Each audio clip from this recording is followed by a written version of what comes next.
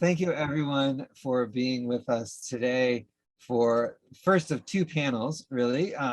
This one focused on gender equity at home, and then in a couple days looking at more of a workplace corporate angle on equity around paid leave and the benefits that we all benefit from when we have paid leave in our workplaces. So my name is Brian Anderson. I am the co-founder and executive director of Fathering Together. I am very grateful for everyone for joining us today, as well as our moderator and panelists. Really looking forward to hearing what you all have to share and the insights that you bring to us.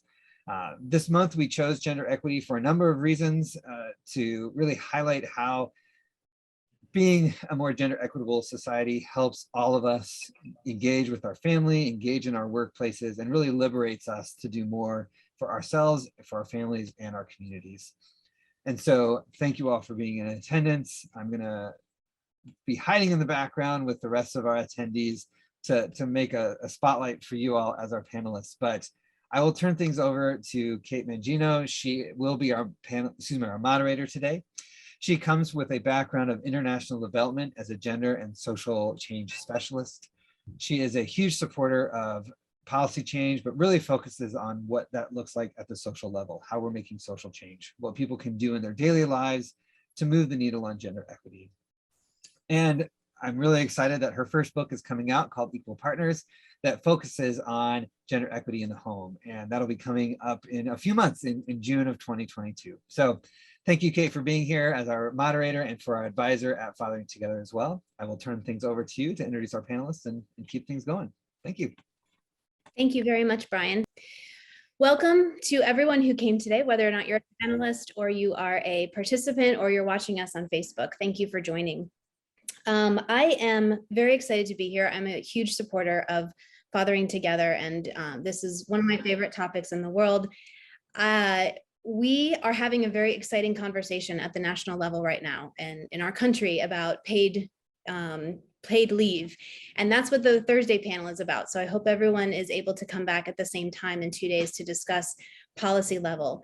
But it's also important that we talk about the household level. The most common configuration of American families right now is to have dual working parents, both people participating in the economy, but unfortunately one person bears the brunt of the household chores. And I'm not just talking about physical chores, but also emotional and cognitive labor. This affects the couple hugely. The person who takes on that larger burden is limited in what they can do professionally, and it can also have severe effects on mental and emotional health. The person who isn't taking on the load of cognitive labor can be prevented from reaching family, caregiving, and relationship goals. So this conversation to me is really important because it affects people of all genders. So that's what we're talking about today, gender equity in the home. And I'm thrilled to have three specialists join me today to talk about this in greater detail. I'm going to introduce each one, and then as I do, I will ask for maybe you to share a few more words about yourself, because we're all not only working in this field, but we are all parents. I myself have two kids. They are 7 and 10 years old. We were just talking about Halloween costumes before this call got started. So I'd love for everyone to share their personal story as well.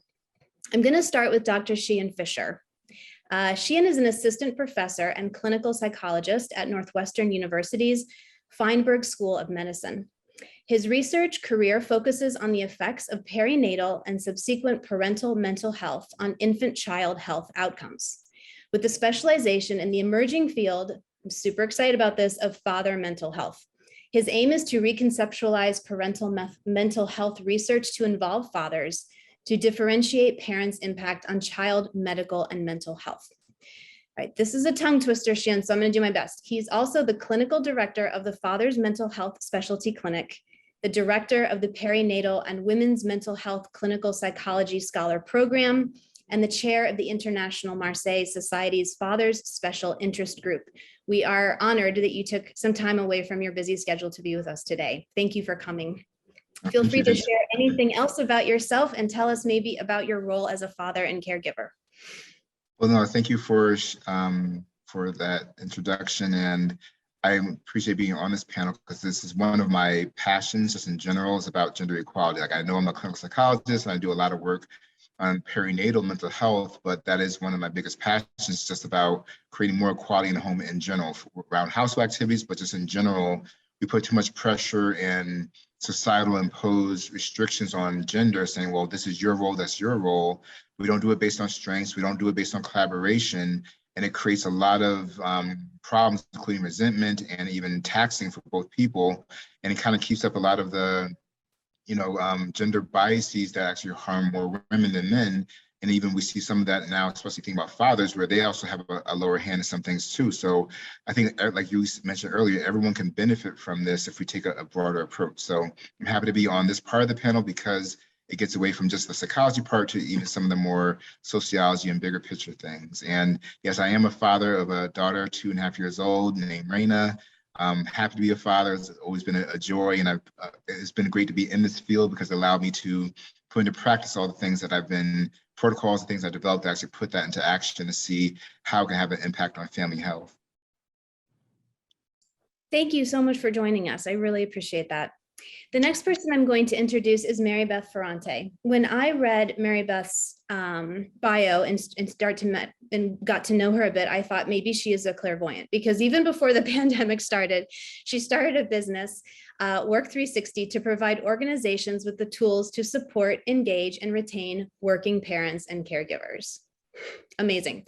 Mary Beth recognizes that every person fits into one of 4 roles: a current caregiver, a current care recipient, a future caregiver, or a future care recipient.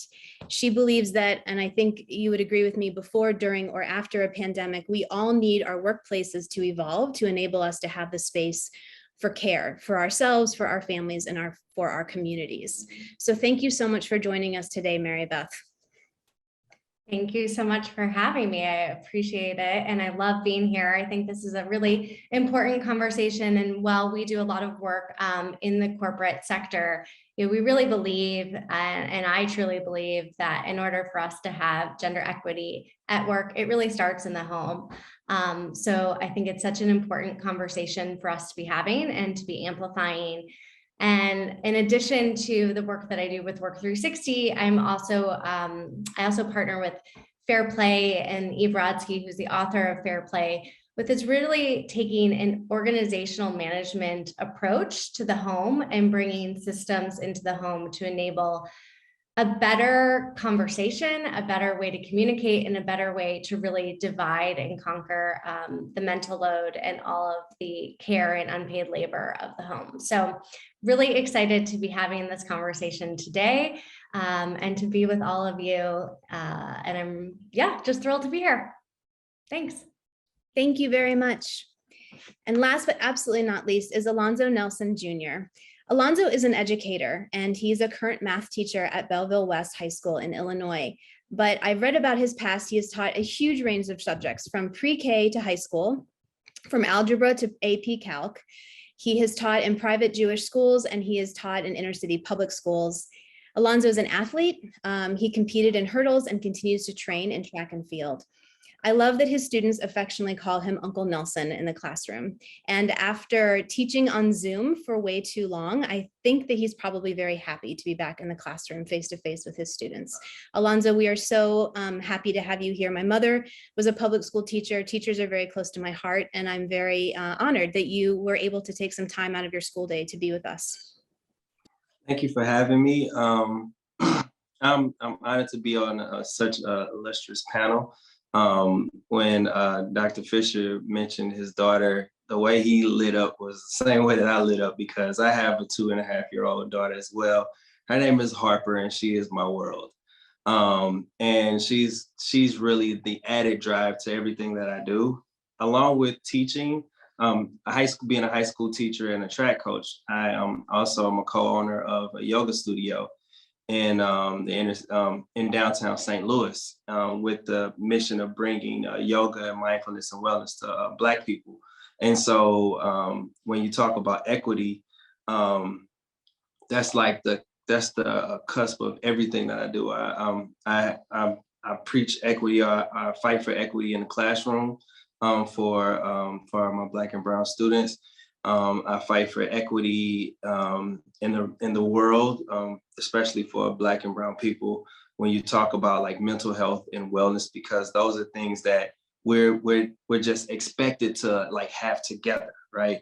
And so I've taken an active role in helping us navigate through that, and making space for people, you know, Black people in particular, to like tap into their mental health and to take a more active role with their physical health.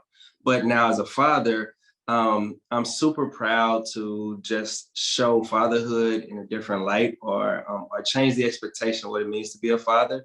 And so I love parenting Harper with Dawn, my wife, who we must say is an Olympian, is a two-time Olympic champion.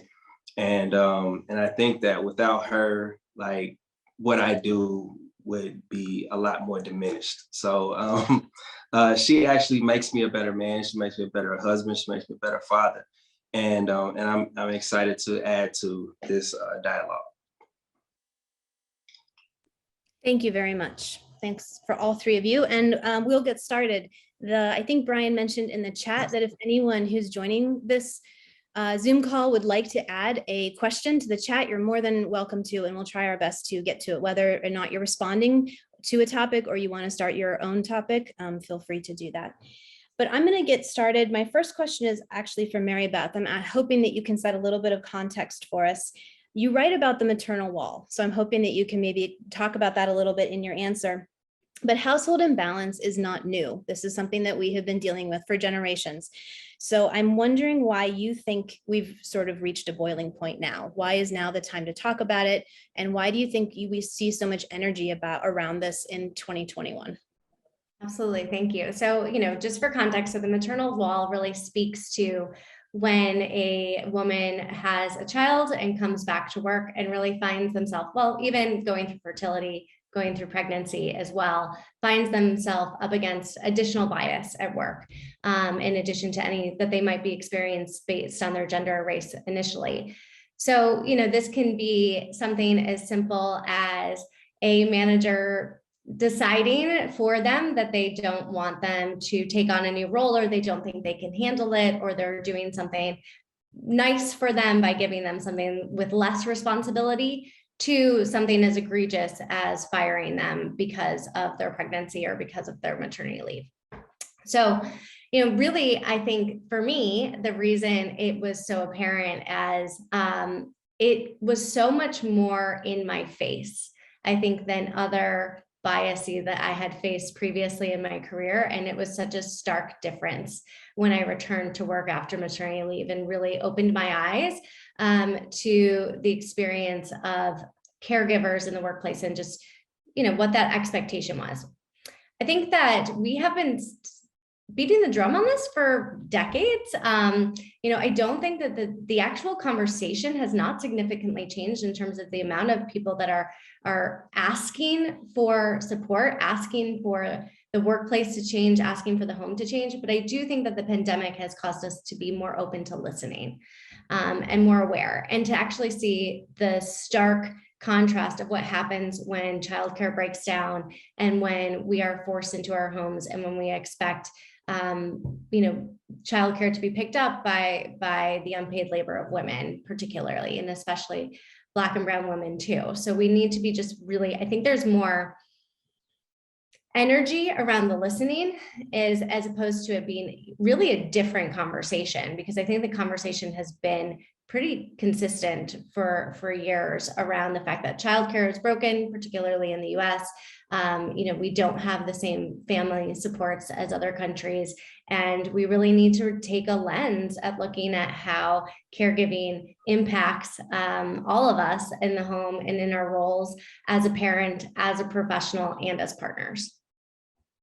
I like the way that you phrase that. The message has been very steady for decades, but the listening has changed. Sheehan and Alonzo, I'm wondering how you feel, if you'd like to respond to that or have additional thoughts. Yeah, I think that is an important part to even think about American culture, that the culture along with the politics has not caught up with the times. Like when they look at comparisons of America versus most other Western cultures, or even first world countries, we, pale in comparison for medical outcomes, but also around parental leave, around support for families, the expensive, my family and I have been thinking about maybe potentially moving to Italy down the road. And when I looked at how much it costs to go to school, I was shocked because what it costs here is like a mortgage payment, but there is just expense. It's like something that is actually affordable to do. And it's amazing how much we pride ourselves on so many things, but we don't take into account that we want to keep our population up. We want the numbers to continue to grow, which they're slowing, but we don't want to make it affordable for parents to be able to actually, afford a child. Because even have one child, I'm like, okay, that's as much as I think I can do, because that is, the expenses that come with it, and wanting to provide the best for your children. Our environment is not really conducive to that. So I think the conversation is, people are more receptive to the conversation. Yes, COVID helped toward that, but I also feel because everyone is working, like you said, 2-parent homes, and the pressure that comes with that, where no one can really survive off of one income usually, and the burden of that falling a lot on the mom. I think we're getting like that boiling point where people are saying, enough is enough. Like, how am I supposed to be fully successful in my career and fully successful taking care of the child and all the other buckets that we are expecting out of moms and out of dads without any support outside the home? And now, of course, we're thinking about within the home. I'll add to it. I think that because of like the pandemic and inflation and everything, it's become clear and cut that it's all or nothing now. It's either like being able to afford childcare or you provide your own childcare, right? And so we're at this crossroads where a lot of people are leaving their jobs because if there is a 2-parent home, it's just more affordable for one parent to stay home and the other one to work, because like Dr. Fisher said, like child care in America is equivalent to a mortgage payment, right? No matter where you live. So when we used to live in Los Angeles, childcare was definitely a mortgage payment. And now that we're here in the Midwest, it's still a mortgage payment, you know what I mean? But it's a necessity too. So it's like something you can't get around. So now, either one stays home or the other one, or we just have to fight it. And I think the biggest issue, like for me, when we were preparing to have Harper, the other added stress was that paternity leave component that you guys are going to talk about on Thursday. But that was a highly stressful moment in my life because for me, it was my first child. And as I talked to my coworkers who had multiple children, they were like, oh, after she has the baby, I go straight back to work. And I'm like, you go straight back to work? Like, so she has to, and so this is the expectation that a new father is hearing, right? And so for me, I'm a hands-on person, and I'm hearing other men that have multiple children, like, okay, like, I'll take a week off and then I'm going back to work. And I'm like, but like, she's going to nurse the kids, she's going to have to deal with the kid, and she's also recovering from, child, like giving birth to the child, and you're leaving that all on her. Like, like it's expected for me to leave that all on her. I was like, I can't do that. And so, in certain work areas, I think like in education, we do have somewhat of a paternity leave, but even if we didn't have a paternity leave, I was going to be willing to just take the hit and like take as much time as I needed to make sure that my wife and daughter were supported. But like, everybody doesn't have that luxury. And again, because of society, new fathers don't necessarily understand that their role is just as significant as the mother's role, because we see examples that say otherwise on TV. We see examples that say otherwise in social media. We see examples that say otherwise that even within our peer circle. So I think it's very, very important, and it's a great thing that people are starting to like listen to, the needs of parents, particularly mothers, Thank you. And I'm really glad, Alonzo, that you brought up this idea about, how men have sort of been strong-armed into going right back to work. And yes, I appreciate that you're conscious about the birth parent, whoever your partner is at home, in your case, your wife, and you didn't want to dump that responsibility on her. But I'm also concerned for fathers and their ability to bond and have relationships with their kids. And that's just such an important time for everyone. So, you know, I'm also an advocate of not, of allowing fathers to be fully present in their baby's life. Thank you so much for all of those thoughts. I'd like to ask our resident physician the next question. So Sheehan, I know you're currently working on an NIH-funded study. So I'd love if you could tell us a little bit about what you're learning and how equity in the home links to emotional health. So the study is a unique way to approach treating maternal mental health. So the study is designed to treat mother depression, but instead of always, even in medicine, we put a lot of pressure on the mom of you gotta take medication, you gotta go to therapy, you gotta do this stuff when you get home, and all that's on the mom. And so this intervention is actually to take that load off where she has her own separate care, and the whole intervention is actually training the father. The goal is to train the father to be an asset within the home to know how to support the mom's mental health, which includes a lot of it about equity around responsibilities, and train them how to engage with a child, because many times for anyone, if you don't feel confident in something, you tend to shy away from it. So they can get skills about how to raise a kid, for them to learn the value of the father during pregnancy and postpartum, what they can do and how it will benefit the mother and child, gives them a little more agency to know that they can have an impact in the home rather than feeling lost. And then also thinking about splitting up the household responsibilities, making it equitable based on each other's strengths. You know, if the father has areas where they don't know how, like they don't know how to cook or don't know how to do certain tasks, then they can learn during pregnancy before the baby comes how to know how to do it, so they can be prepared to split the responsibilities, not based on gender, but based on the needs of the family. And that kind of starting from scratch and having a conversation with their partner to think about what ways can we make sure that this is actually a fair divide of the home responsibilities, given that they are also raising a child together.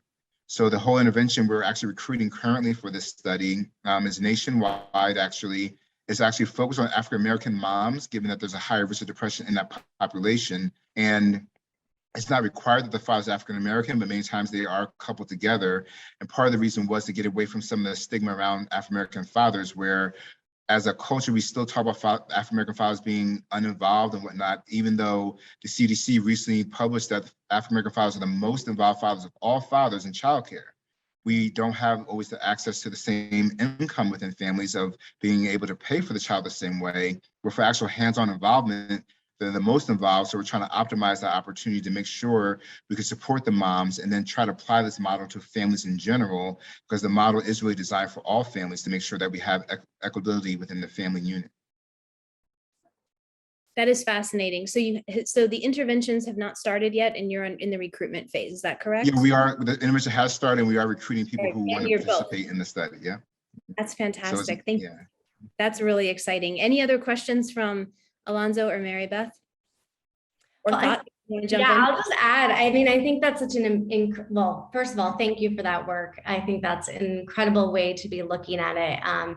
And, you know, personally, I've struggled with my own mental health. And so just really understanding that it's the dynamic of the family, right? And now that my husband and I have a more equitable roles in our home through a lot of work and a lot of conversations and a lot of regular check-ins, you know, he has been able to take things completely off my plate, which has given me hours back in my week, right? To be able to focus on those things that you're talking about, right? Taking the right medication, making sure that I'm taking care of my body and my mind, making sure that I'm doing what I need to do. And so I think there's just such an important need for us to be looking at this in such an incredible way. So that just hits me very personally, because I think it's really true to my own story too. So thank you. I think it's so amazing because oftentimes, so I'm in education as well. And so oftentimes when you think about like childbirth, the whole process, pregnancy, and the whole process, I think all of us need educating on it, right? And I personally feel like there should be classes for expecting moms and dads. Like it should be mandatory to some degree, you know what I mean? But like, to your point, like, I think that's amazing that you're putting that together, because again, as a new proud father, whenever I get friends that have babies on the way, I always like my gift to them is this.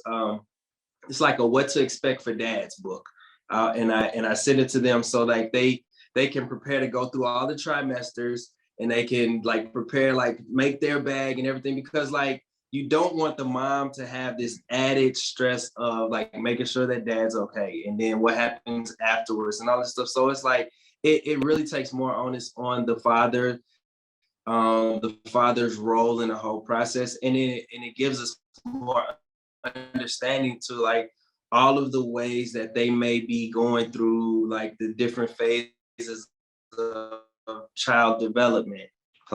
Child development. And then also like what happens after you have that child, you know? And so I think that's amazing that that's in place. And I hope that it manifests into something much grander, because it's needed. Yeah, thank you. I mean, that is the goal, is to start to even work on, even in the meantime, spreading out to other public health and policy areas, because I think it's just the general ideas that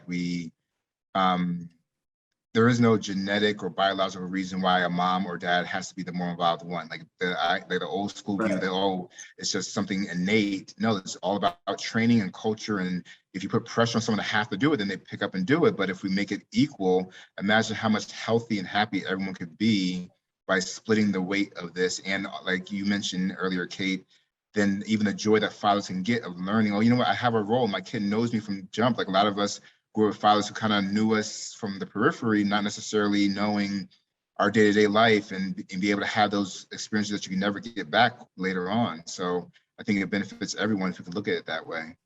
Absolutely. I'm so excited about this study, and I'm so excited to see results.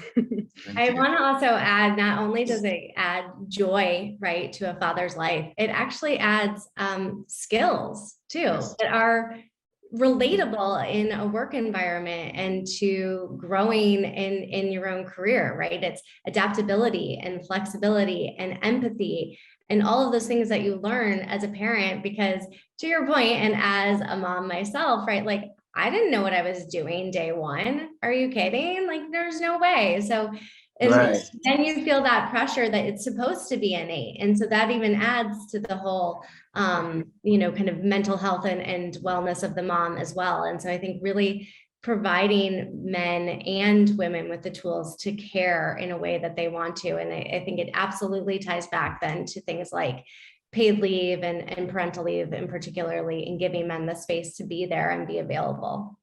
Yeah, absolutely. I think it also, I'm sorry, I wanted to add to that.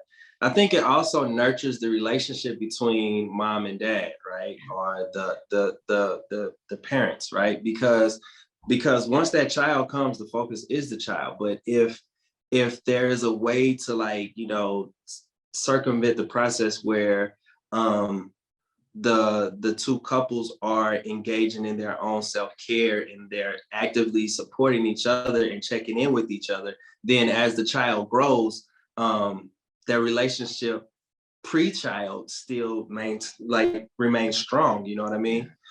Because what breaks my heart when I see young couples is that they're in love, and they're in love through the birth, through the pregnancy phase, pre-pregnancy, through pregnancy. And then as soon as that child comes, a few moments later, they're not together anymore. And I think a lot of that has to do with the expectations that are in place. It has a lot to do with like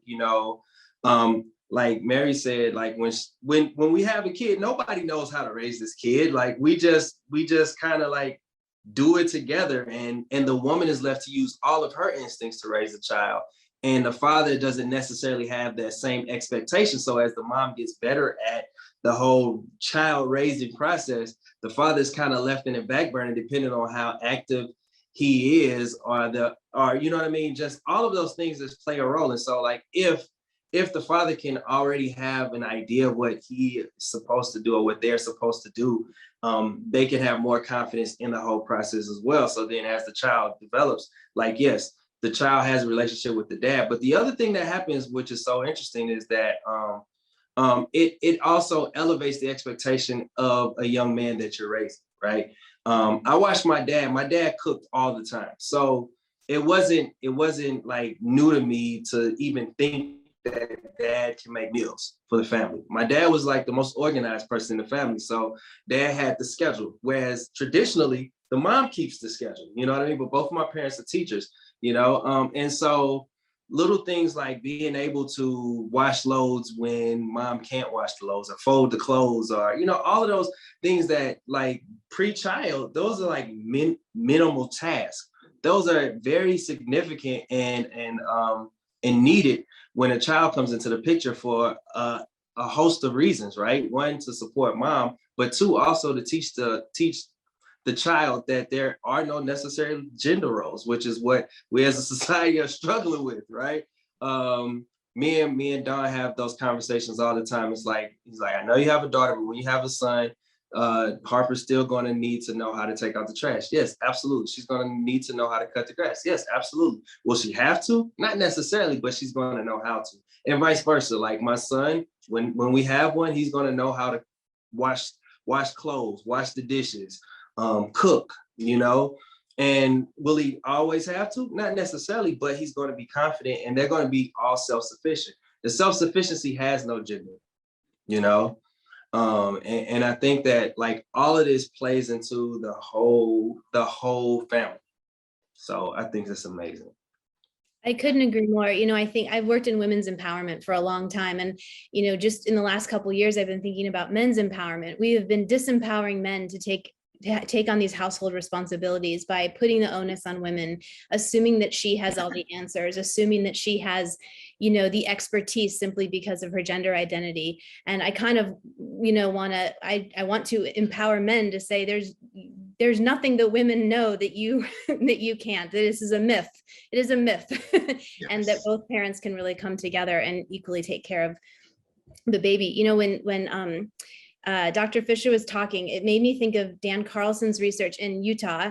He might be a great future panelist as well, because he has linked equality in the household to relationship quality, and finds that the more equality in the household, the happier the relationship is between the couple, which I also think is a really interesting angle. But I want to go back to Alonzo for a minute. You were just kind of getting into this idea of stereotypes and counter stereotypes. And I feel like one thing that we can really do to make a change is to have as many counter stereotypes as possible, to give people different kinds of role models to look up to. And I know this is something that you do in the classroom as well as at home. So I didn't know if you would mind talking a little bit about how you try to model different ways of behaving. And you had a really interesting, in an email exchange, you said something great about you want to normalize fatherhood. So it's not a luxury, it's an expectation.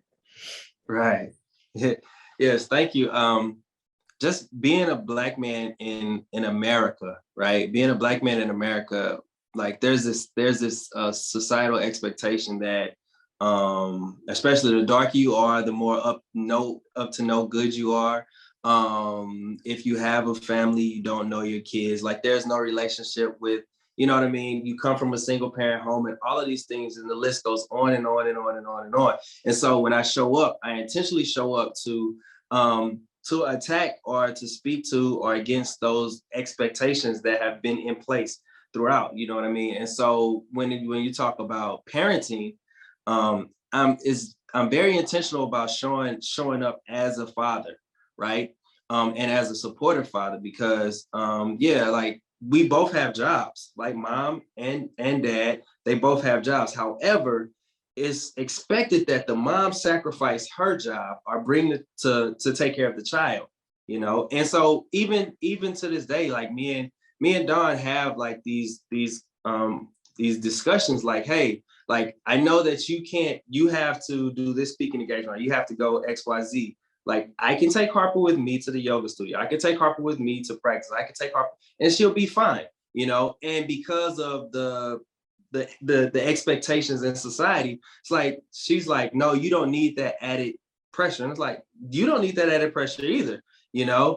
And so just slowly, you know, changing those expectations within my household. But then also, with that being said, whenever I do show up with Harper or I do anything for Harper, I am animate about showing that, because not to diminish anything that mom is doing, but to expose the fact that fathers can do it too. right? And so a lot of everything, or most of the things that I do, I kind of always revert back to Marian Anderson's, or is Williamson, I'm probably saying it wrong, the Return to Love speech, where she says, as we let our light shine, we unconsciously give other people permission to do the same. And so as I show up in the world, all I'm doing is trying to give other people, other men, other Black men permission to show up in the world however they want to show up in the world, right? If you're a dad, show up in the world as a dad, be proud of that. If you're a husband, show up as a husband. If you like quirky things, show up showing like loving quirky things. And so it's like it's cringing to me when fathers are like celebrated for doing basic things, right? And that's what we were talking about, Kate, in our email exchange. It's like, and I said this earlier, like if a dad is changing, like there's a whole commercial with a dad changing the baby's diaper in the park. And once he does it, he throws his hand up like he accomplished a task. And it's like, yo, like moms do this all the time. They do it in more difficult places, right? And there's no viral video for that. There is no confetti for that, right? And so basically, let's normalize like parenting, right? It's not a luxury for somebody to have their dad present. That should be the expectation, you know what I mean? It does not change whether somebody's going to be successful or not, but it can make it easier, you know? Yeah. I remember seeing a onesie, and it was like the dad onesie, and it had arms go here, arrows, legs go here, arrows. And I just thought, come on, can we please get over this, where the assumption isn't that dad's a buffoon. There's so much humor around this buffoon father who doesn't know how to do anything and does the happy dance when he changes a diaper. But we all know there's a disconnect from reality, because there are tons of fathers too who are with us today who do the day in and day routine, right? So maybe your study, I wonder how much role modeling do you use in your study, and how important is it to put out counter stereotypes with your NIH work? So, for the study, we do kind of model things in the video and kind of explain how to do it, but not so much personal. But I kind of echo what he just shared. Like, I think it's a really important part of imagery to me. Like, I love research, it's important. We want things to be done based on research, but in order to influence culture, it's all about imagery, it's all about media. Like, whatever you see is what people start to normalize. Like, I always point to the fact that it wasn't too long ago that men did not go to the ultrasound. Like, that wasn't normal. But then that has become so normative that you're not, like, what's wrong with you if you don't go? Like, other men would look at you wrong if you don't go to the ultrasound. So that has been based on experience and seeing people do it and becoming a normative experience. And the more we can create more imagery that highlights that hey, it's not a special event that a dad does it. Because we see a bunch of men changing diapers now as an expectation rather than being some magical moment.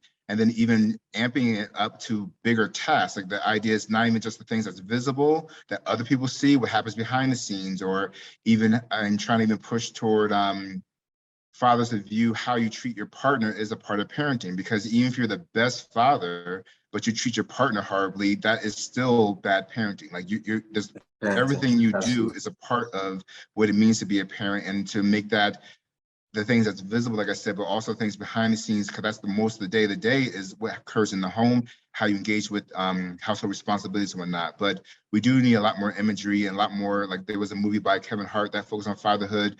The more we can make those things normative and get away, like I said, from the buffoon father versus the competent father versus masculinity, including softer things like, cuddling with your kid or give your kid a kiss or holding hands, all the things that we have to get away from, because we need to make masculinity more expansive. And just to point to something you said earlier, Kate, was we also need to make it that it's like, I always thought it was a shock as a male and grew up the way I grew up, where being incompetent was manly. Like, if I don't know how to cook, I'm more of a man. Or if I don't know how to clean, I'm more like, I don't understand how incompetence signifies strength or manlyhood. That we need to make it for everyone that competence and ability and will to do so is what makes you a better human being, rather than just being about what's a man or a woman. And sexy. I think competence can be Really, be pretty sexy in a relationship, right? Mm-hmm. You carry a load of laundry up the stairs. That's goes a long way. There's actually a post about that, right? It's like it was like a foreplay picture. Like, you text this to your wife for foreplay. It's like this guy took a picture of the kitchen clean, right? And it's like, you know, like that's foreplay. But like, again, like those are things that as men, like we don't recognize. It's like, okay, like if you go even deeper, like when they talk about your relationship with your significant other, like, yeah, she doesn't feel the need to, she doesn't feel intimate or like the desire to be intimate because her mind is still thinking about all of the tasks that she has to do because this Neanderthal that she's living with can't wash, cook, or clean. You know what I'm saying?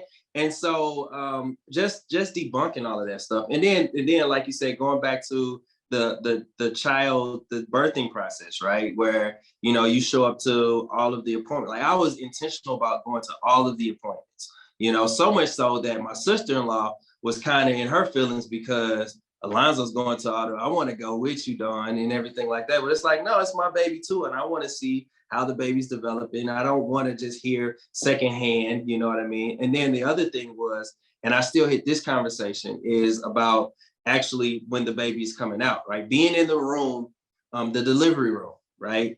And, you know, men say, don't look down there and all of these things. And it's like, I was there, and as soon as Harper popped out, I was bawling like a baby. You know what I mean? And it's like those are moments that nobody can like take from me. And I think that every man deserves that opportunity, you know what I mean? And to feel that. And I think that the more that a father can do like in a relationship or in the whole growing process, especially these first formative years, like the closer that you are as a family, like, and that's child and mother included. And I think, and so like me and Dawn are very intentional about one, like there's one thing that traditional moms, like, you know, back in the day, society and everything like that, they say like, once you have the kid, nobody else matters but the kid.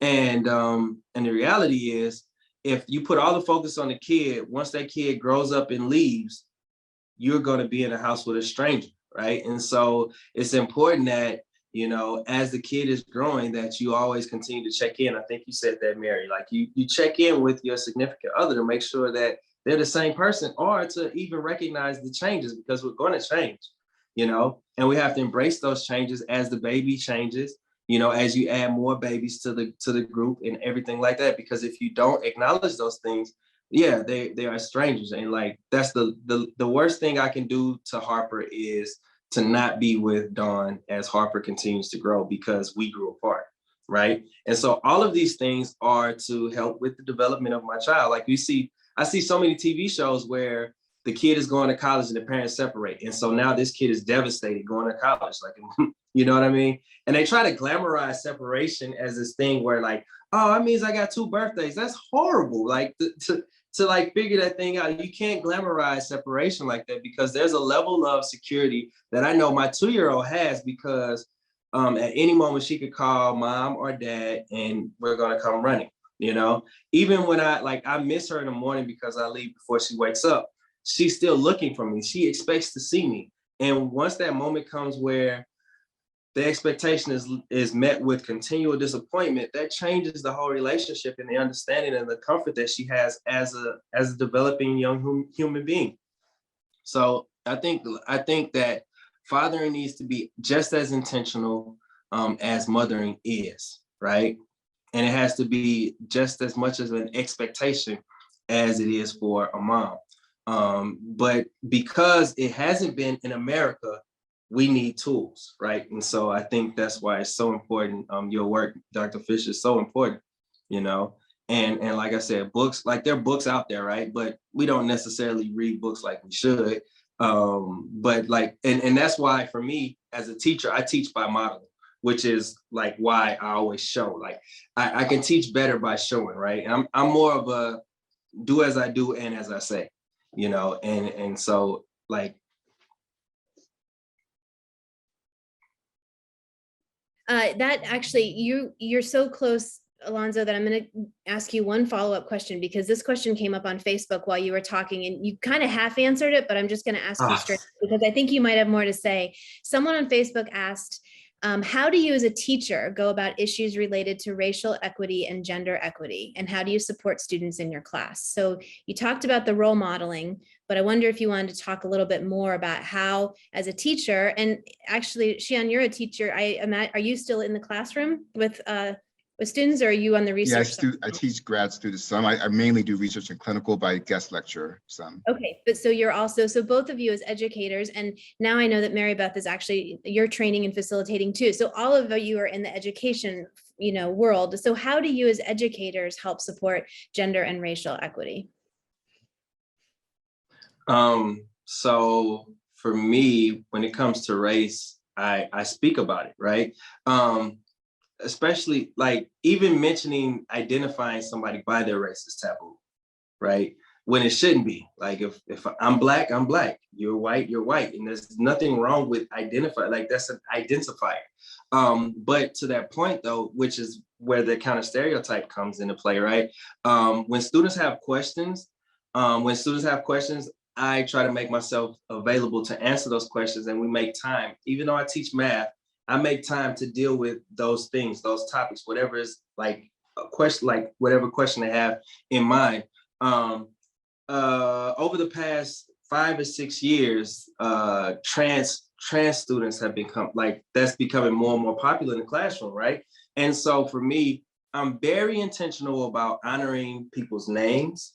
Like like no matter how complicated your name may be spelled, if you tell me how to say it, I'm gonna make it my business to say it because it's possible, right? So I honor students by their name and their identity, because those are the things that they have, you know what I mean?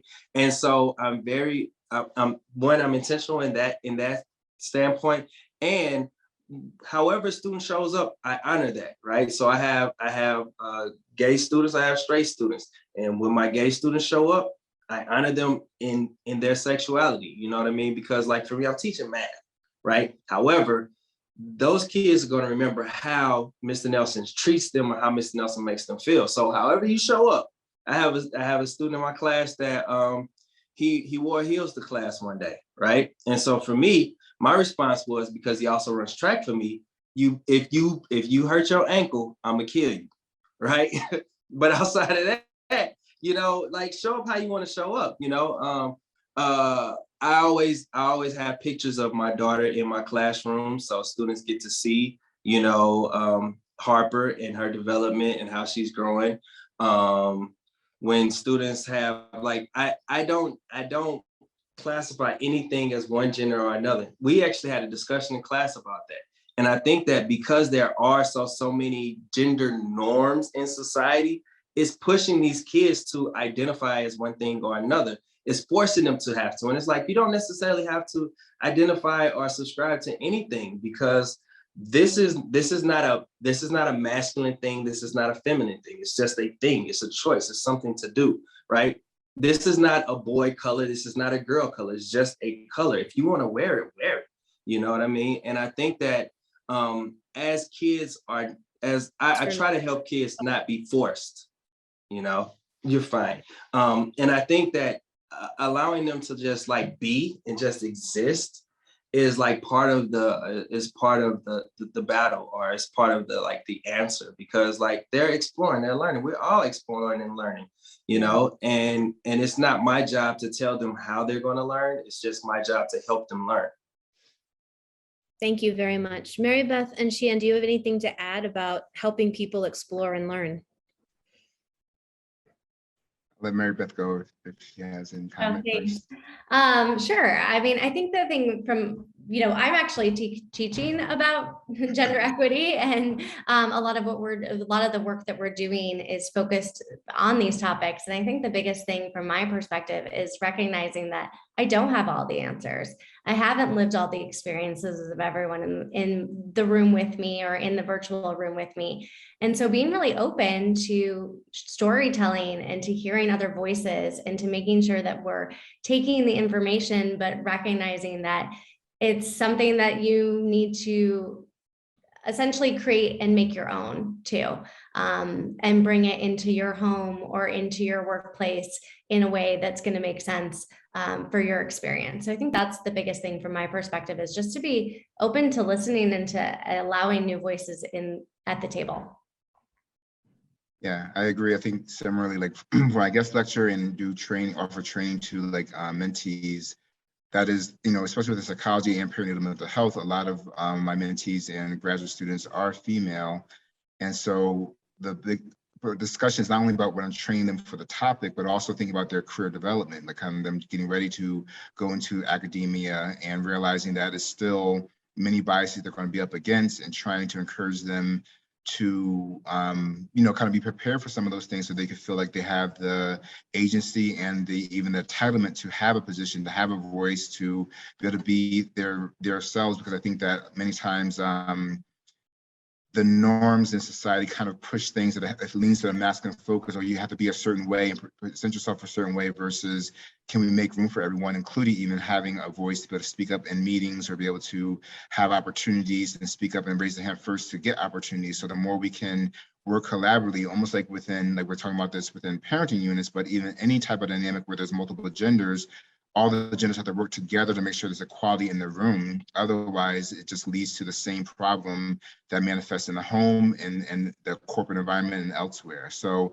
that's always been a big push. And then another one, I did some, sometimes I do talks to schools and about like gender equality or about parental health and things like that. And in particular, one asked me to speak about it for parents of kids between, I think I had the age of like between 2 and 6 years old. Say, hey, at this early stage, what do we do to get more women in STEM? I'm like, they were talking about it with reference to STEM, but I talk about gender equality, where the way you raise your daughter, when you tell her she can or cannot do, the terminology you use, like even with my daughter, then sometimes people walk up and might say what she should or should not be wearing, or, you know, why she dressed look like a boy or whatever, like if the color wasn't the right color. And I'm very adamant and emphatic about it being inappropriate so that she can see me modeling. No one's allowed to tell you how you're allowed to look, and that she has the agency to be, you know, roughhousing like anyone else and those things, rather than her being like, I don't treat her like a girl. And sometimes I get feedback about that, but also adamantly am supporting it, not only for modeling it, but specifically it's my daughter, and I want her to grow up feeling she has the right to do anything she wants. She is very strong-willed and physically strong, and I want that to be manifest in any way that she chooses to be so. So I think even for we're thinking about making sure that people grow up to be able to do this and feel entitled to it. If they're not going to feel entitled when they start at 18. Like that's a late stage. They start to feel like they have ownership in a room, or they have the right to be able to have their own opinions, or to behave in whichever way they seem fit. So I think early development is a key part of that education. Yeah. Definitely. And as the mother of a son, I'm trying really hard to raise my son to respect, value, and love small, powerful women. I think that we have to send those messages to kids of all genders. Before we close, we still have a few minutes left. And the last question I really want to get to before we close is, we've talked a lot about household today, but at the end of the day, the two parents who are running their household are both working. And that work environment can be hugely supportive, or it can be a giant barrier to whether or not equality can happen at home, the way that work treats parents. And Mary Beth, this is your area of expertise. So I was wondering if you can offer some thoughts about how workplaces, especially for those listeners that might have some sort of influence in their organizations and companies, what organizations can do to support gender equality at home. Absolutely. Thank you for that. And I think there's at every layer, we all have a role to play, right? So at the organizational layer, it is policy. It's paid leave that is equitable, that is inclusive, and that is available for all caregivers, not just new moms, not just new parents, but also caring for sick children, sick family members, even allowing us to have named family, right? That it doesn't have to necessarily be somebody that we are blood related to. So being really equitable in that policy. I think also really, as we're looking at the next phase of work, and hybrid is coming up as a more common, way that we'll be working into the future, is really looking at flexible work policies and looking at who's utilizing them and who's not. If you have an opportunity where employees are able to choose if they come into an office or not, how many of the people coming into the office are men versus women, what's driving that, and really recognizing what might need to shift culturally in your organization to make that more equitable. I think then at the director level or the manager level, it's a lot of what we've been talking about here today, and especially what Alonzo's been talking about with modeling behavior, and sharing your status as a caregiver, expecting people to take time to care for their families, to make it okay for them to speak about their families if that's something that they want to do, and to also have the assumption that they're going to take all of their leave. Right? Both men and women, let's go in with the idea that like, you're going to take all of it. And if you want to prove to me why you don't need it, maybe we'll have a conversation about that. But let's start from the assumption that everyone is taking all of their leave and we're setting up families for success. And I think finally, as individuals, we all need to be utilizing our voice to continue to advocate for what we need, to speak up for ourselves, to have those conversations with our managers, both at work, but also in our homes.